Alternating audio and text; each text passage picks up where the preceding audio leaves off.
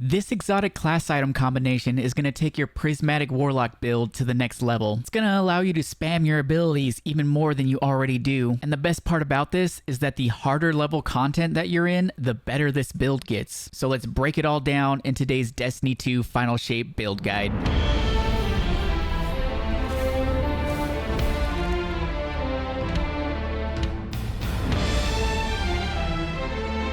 The exotic class item combination that I'm talking about here is the combo of Spirit of Osmiomancy and Spirit of the Swarm. Spirit of Osmiomancy states that your grenades recharge quicker on hits. The Seeker spawn from Cold Snap grenades travel farther. But we're not going to be utilizing the Cold Snap grenade. We're actually going to be utilizing the Void Vortex grenade, a grenade that creates a vortex that pulls targets inward and continually damages those trapped inside. So with just one grenade, you're going to be able to get multiple hits off, and if the target doesn't die right away, you're going to be able to get your grenade back in a matter of mere seconds. Check out this clip on this ogre right here. One toss of the vortex grenade and it literally only takes a couple of seconds, and we got our grenade all the way back, ready to throw another one. Now you pair that with the Spirit of the Swarm. Destroying a Tangle spawns Threadlings, and Threadlings actually count as an ability kill. You pair that with the Feed the Void aspect, where when we defeat a target with an ability, we activate Devour, and our Devour effects are improved, restoring additional health and grenade energy. So we're going to be getting grenade energy back from the Osmiomancy perk, and we're also going to get grenade energy back from those Threadlings when we get a final blow.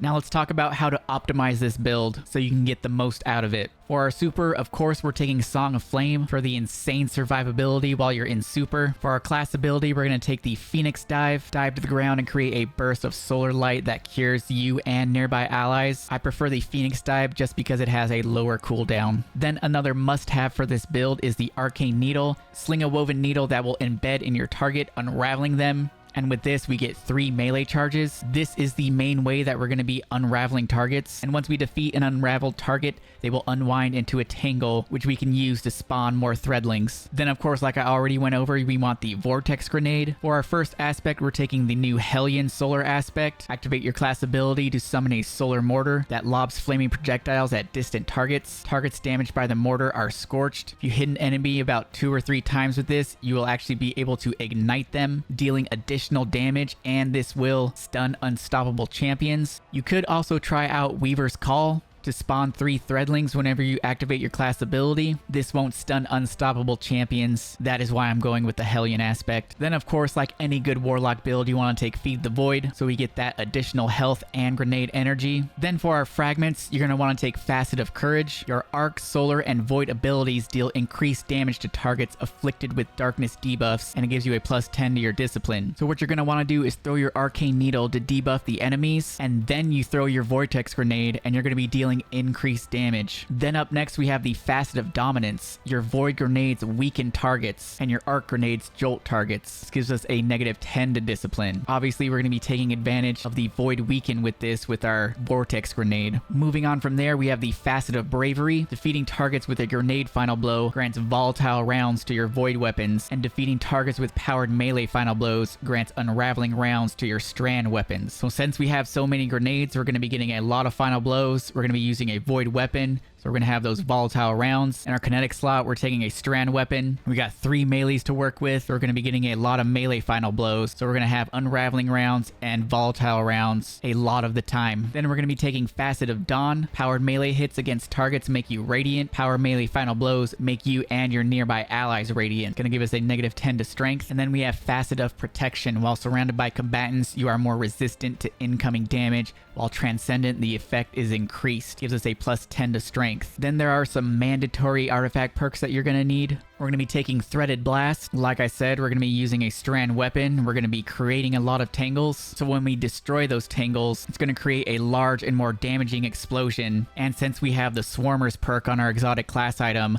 those tangles are also going to spawn the Threadlings. Then we're going to be taking Radiant Orbs. While you have a Solar or Prismatic subclass equipped, picking up an Orb of Power makes you Radiant. Then we have Shield Crush. While you have Woven Mail, Frost Armor, or a Void Overshield, your melee recharges faster and deals increased damage. And while you are Amplified or Radiant, your Grenade recharges faster and deals increased damage. So we're going to become Radiant with our 3 Arcane Needle charges. We're going to become Radiant whenever we pick up an Orb, and both of those will contribute contribute to a faster grenade recharge. Then last but not least, we have Transference. Gain increased grenade and melee damage while Transcendent. Weapon final blows while Transcendent refund light and dark energy after Transcendence ends. For our weapons, we are taking the Call sidearm to pair with the Threaded Blast perk whenever we create a tangle. And we're going to take the Graviton Lance, an S tier exotic pulse rifle for PvE. And due to the fragments that we're using when getting those final blows with our grenade, we're going to get volatile rounds for our Graviton Lance. Taking a look at the armor mods, we have a Void Siphon, because we're going to be getting tons of kills with the Graviton Lance, so we can spawn orbs like that. Heavy Ammo Finder. On the gauntlets, we have 2 firepower mods, so we can create more orbs with our unlimited grenade spam. And we have a Momentum Transfer. Causing damage with a grenade reduces your melee cooldown. Since